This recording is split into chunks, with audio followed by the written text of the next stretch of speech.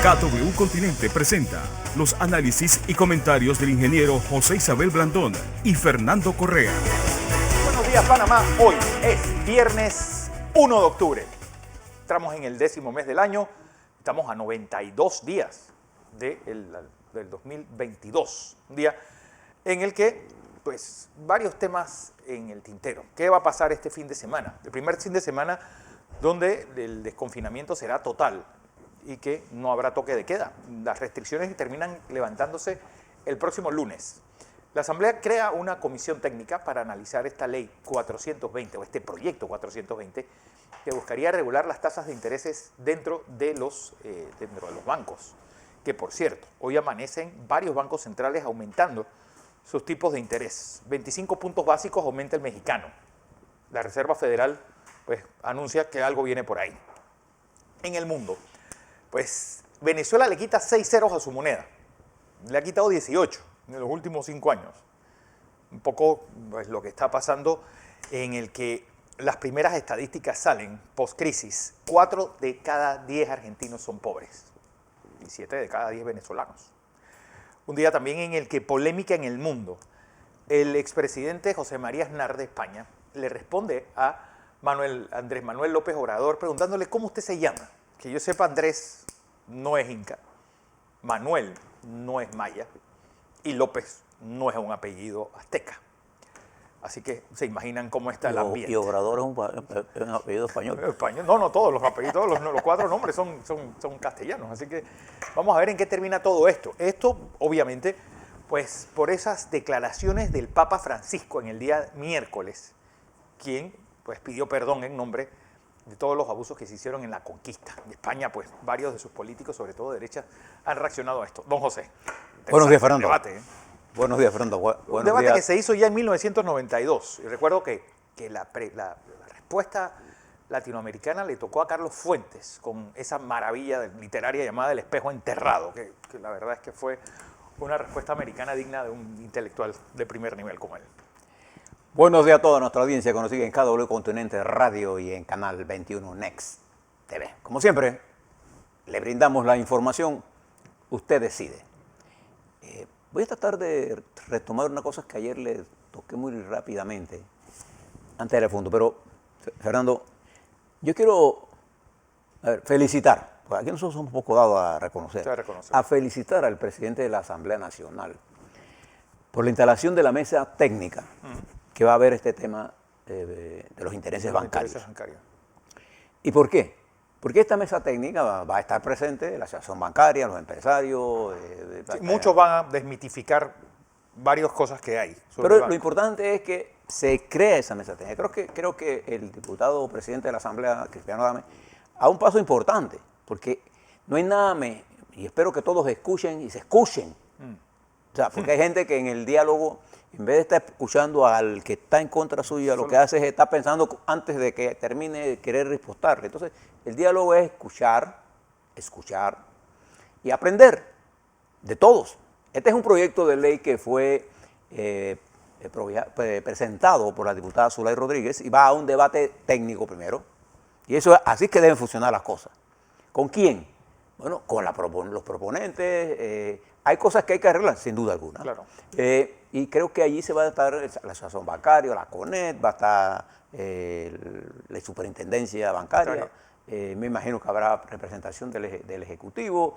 Y sobre todo los usuarios. Y de los usuarios.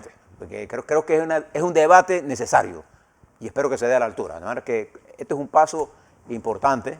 Y la gente no le gusta reconocer las cosas cuando coge un camino. Siempre estamos señalando lo malo, ¿no? Con el criterio aquel que lo malo es la noticia. No, lo bueno y lo malo son noticias. Bien, ayer terminaba yo de hablarle muy rápidamente de lo que está pasando en Japón. Les cuento, una elección interna dentro de las filas del partido de gobierno, el Partido Demócrata Liberal, el Partido Liberal Demócrata, PLD. Sí. Y con una apretada discusión con 2 vueltas, salió electo como secretario de ese partido Fumio Kishida. Nombre, grábese ese nombre, porque automáticamente desde que usted asume la conducción de ese partido en Japón, bajo las condiciones actuales, no hay forma que no pueda ser usted el primer ministro, porque el partido controla con una mayoría bastante grande el Parlamento. Entonces el Parlamento coge el primer ministro. Un poco lo que era la democracia cristiana después de la posguerra en Italia y en los países de Europa. Claro, y este hombre que sirvió varias administraciones, que tiene experiencia, un hombre de 64 años, sirvió bajo el mandato del primer ministro Abe, fue ministro de Relaciones Exteriores, de suerte tal que este es un primer ministro con amplio conocimiento del nuevo escenario que surge en el mundo. Creo que nosotros debemos prestarle atención a lo que está pasando en Japón. Recuerde que Japón es uno de los socios más importantes de nosotros en materia naviera, en materia económica, en materia comercial, y creo que nosotros debemos acercarnos mucho más a ese gran país que es Japón. Es el gran país. No fue por gusto que le llamaron el emporio del ser naciente, no era porque eso era la grande, no, sino que ella siempre ha sido una gran nación. Es la Alemania de Asia. Ha cometido... en todos los sentidos. Pero sin duda alguna es una de las potencias y de la economía más poderosas del mundo. Lo que ocupa como el tercer o cuarto lugar. Cuarto lugar. Por ahí. En primer lugar está Estados Unidos y en segundo lugar está China. Pero ¿por qué es importante darle...? China, Alemania y Japón. Así es. Bueno, Unión Europea y Japón. Más o menos. Y ellos, en el caso de Japón, sigue siendo el segundo o el tercer usuario del Canal de Panamá. ¿Por qué le digo? Porque la relación entre ellos y nosotros en materia de comercio que usan por el Canal de Panamá está bastante pegada entre China y Japón. Una vez están uno arriba, otro abajo. Por eso le digo siempre entre el segundo y tercero usuario del Canal de Panamá. Nosotros tenemos 3 grandes usuarios. 3. Estados Unidos, en primer lugar, por lejos, con un 60%, y se divide un 30% entre 15 y 15 Japón y China. Ve la importancia de lo que está ocurriendo con este nuevo primer ministro, que no hay forma que no sea. Sí. Quería nada más que usted supiera, es un hombre de 64 años, conoce el mundo, y Japón siempre ha sido un país muy ligado a nosotros en el desarrollo de nuestro país. Bien. De hecho, financió el estudio del Canal de Panamá, ¿se acuerdan? El canal a nivel y del tercer juego de exclusión. Bien. Ahora, fíjese, para que usted tenga una idea, esta mañana que he llegado aquí temprano, Fernando, estábamos hablando sobre un fenómeno que usted debe comenzar a mirar. Le voy a dar un término que a lo mejor algunos de ustedes no lo conocen, algunos de ustedes sí lo conocen. El término se llama estanflación, que es un barbarismo.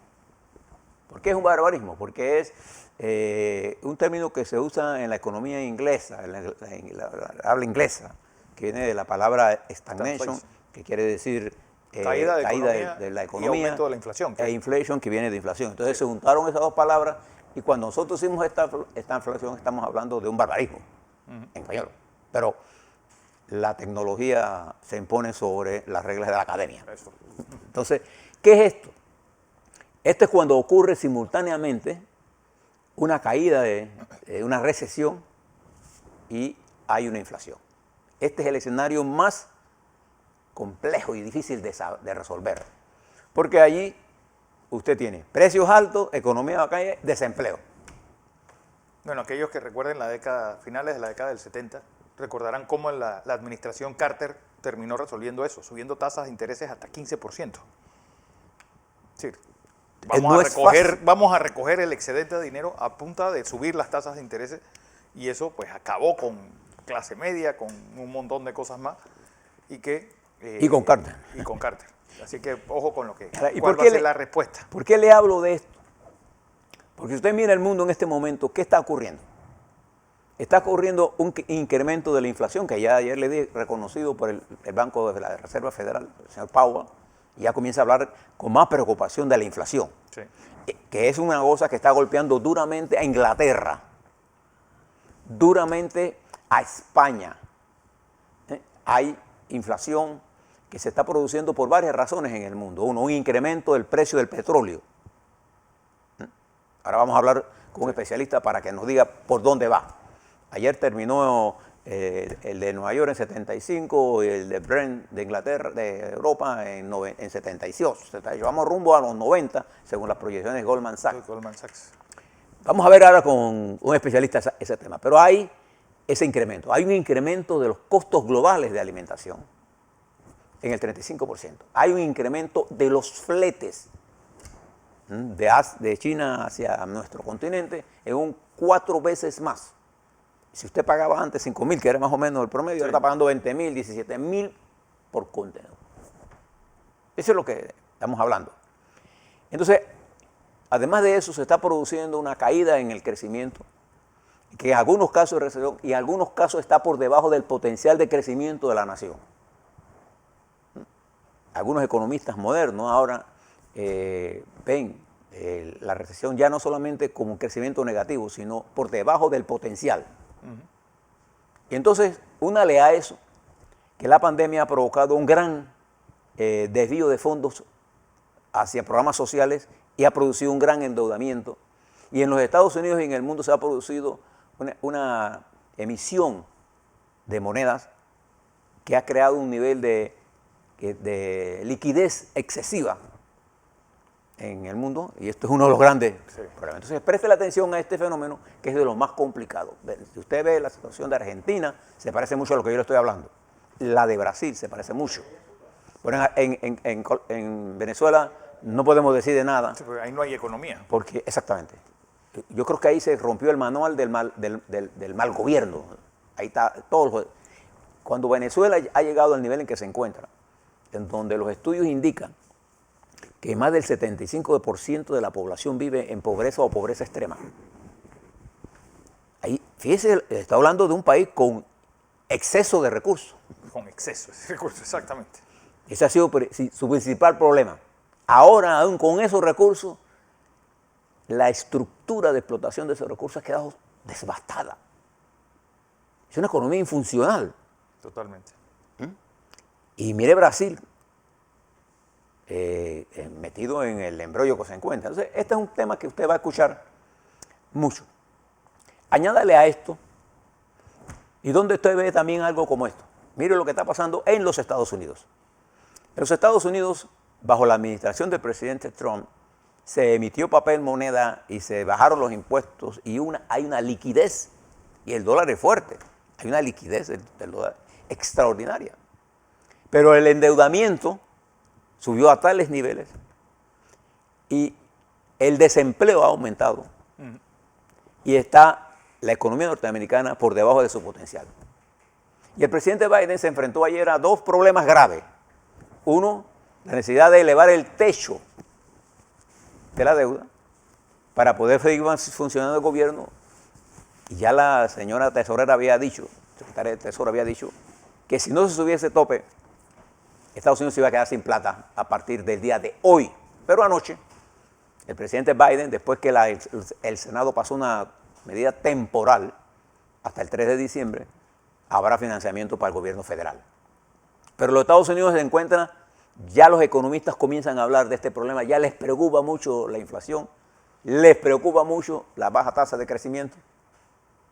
Y ahora súmele a lo que está pasando en China. En China ocurren varios fenómenos simultáneos. Estaba hablando de las dos economías Más grandes que si a ellos les da resfriado, a nosotros nos da tuberculosis. Para que tengan una idea de lo que les estoy hablando. Por el poder que hace ese mundo. En China hay racionamiento de energía. Hay racionamiento. Como consecuencia, el sector manufacturero chino ha bajado su nivel de producción y ya oficialmente la República Popular China reconoce una caída en la manufactura, como consecuencia hay una caída en el crecimiento del PIB. Y ya Goldman Sachs ha bajado la calificación de China popular. Pero además de eso hay otros problemas. Un problema de estancamiento en el manejo de la carga por el COVID y otro que genera la incertidumbre de las campañas contra las grandes corporaciones privadas y una especie de retroceso en la apertura hacia el modelo de control partidario por parte del Partido Comunista Chino, que ha generado un nivel de incertidumbre global. Entonces, ¿qué tenemos? En la OPEP, por la caída de los precios de los ingresos, han bajado la producción y el petróleo comienza a subir. Eso es lo que queremos analizar con especialistas para usted. ¿Y qué efecto tiene eso? Nosotros somos un país ligado al comercio. Y se ha intensificado la guerra entre China y Occidente. Fíjese un informe de la estructura de la inteligencia militar francesa. Un informe que está publicado y les recomiendo que se los lean. En ese informe, la inteligencia militar francesa establece que China popular pasó de la política de mejor ser amado que ser temido a la política de mejor ser temido. Bueno, es que el príncipe dice que hay que balancear las dos, hombre. Eso dice Maquiavelo. Yo creo que los chinos hoy deben volver a leer Maquiavelo en vez de a Marx.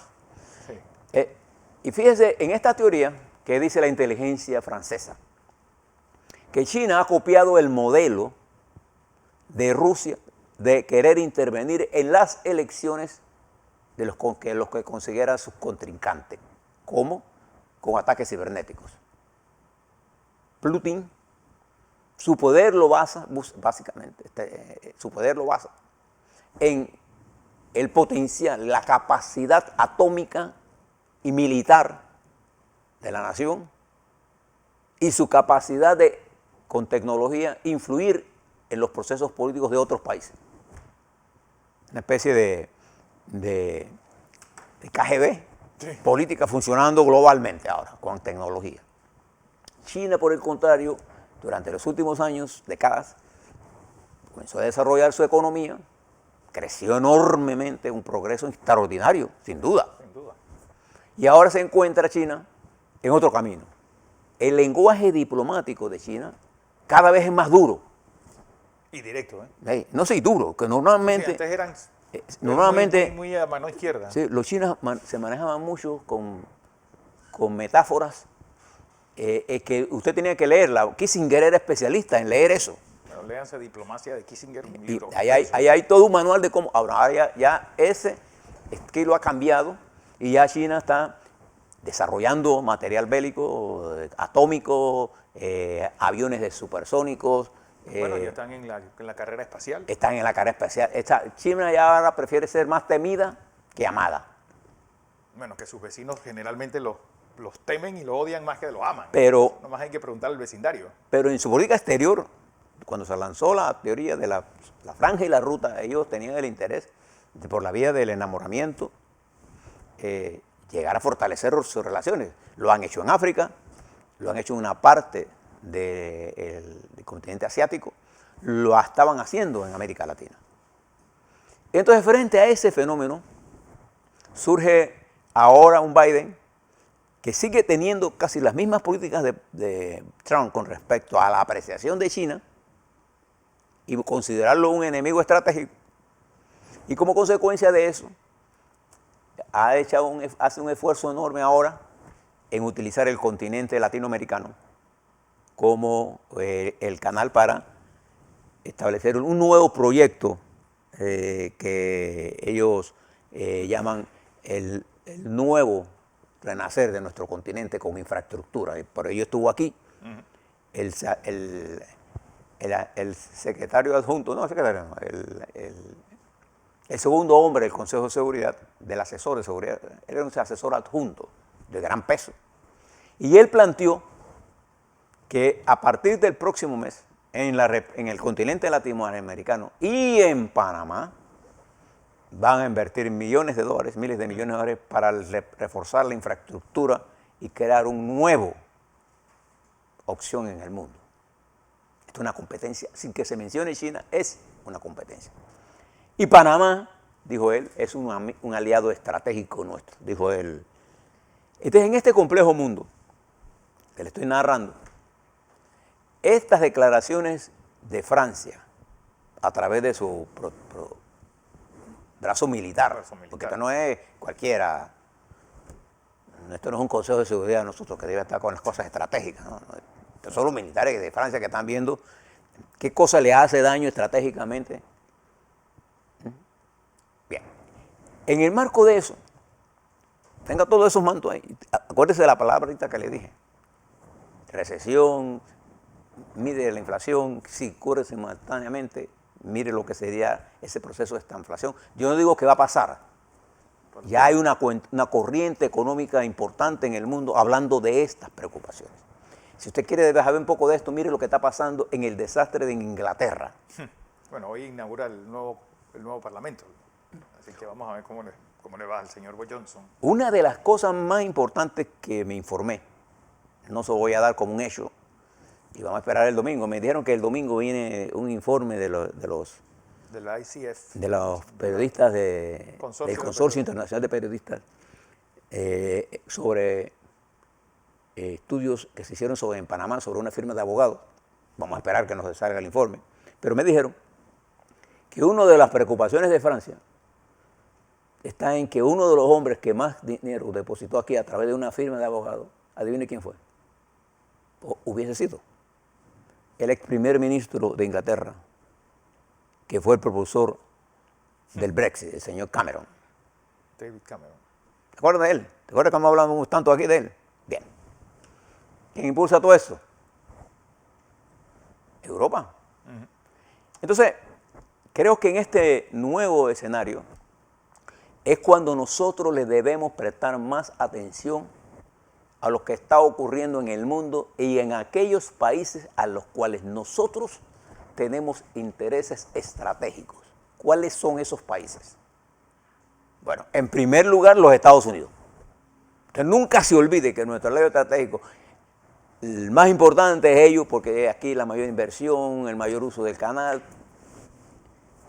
Además, tenemos un tratado, nosotros hemos firmado con ellos, para que nunca se olviden de eso. El siguiente aliado más importante para nosotros sigue siendo China y Japón, o Japón y China, en términos comerciales. Esos tres países en su conjunto se encuentran en una situación, dos de ellos en conflicto con China. Entonces, el peor error de nosotros es entrar a un conflicto que no es nuestro. Nosotros no tenemos ni categoría ni peso para eso. Sí. Nosotros debemos definir nuestra política en función de los intereses nuestros. Y yo le señalo que si tuvieras que escoger, no hay duda de que yo creo que nuestras relaciones con los Estados Unidos son más importantes. Pero no debemos caer en ese punto. Nosotros lo que debemos caer es estar en el punto en la que nuestra neutralidad activa nos lleve a llevar negocios con todos. Por eso debemos entender lo que está ocurriendo, sin cometer errores como que hizo cometer el gobierno pasado de poner la sede de la embajada de China en la entrada del canal. Esos son errores infantiles que la propia China le pidió para no corregirlo. Porque a China en realidad no le interesa un conflicto, ni porque un conflicto militar entre China y Estados Unidos es grave. Y todo esto que está pasando en China disminuye la posibilidad de que China sobrepase a los Estados Unidos. Pero en los Estados Unidos, el Partido Republicano y un sector del ala más progresista o de izquierda, como usted lo quiera llamar, del Partido Demócrata, está boicoteando la política de Biden. Y eso va a traer consecuencias económicas en los Estados Unidos. Y ahora mire un rápido panorama en nuestra región. Si usted ve al sur de nosotros, allá, América del Sur, Venezuela, que es un desastre. Nosotros miramos Colombia, que la élite bogotana sigue sin entender el resto del país. El resto del país. Usted ve Perú, por no entender la élite de Lima, lo que estaba ocurriendo en los otros países, en los otros Perú. Mire las elecciones y mire la situación del presidente Castillo hoy atacado por su propia gente. Mire la situación del partido, la situación en Ecuador, donde el presidente Lazo ganó contundentemente, sin duda, y antes de llegar al poder se desprende del aliado demócrata cristiano y pierde el control del Congreso. Y ahora no puede pasar su reforma. Y mire Chile, mire Argentina y mire Brasil.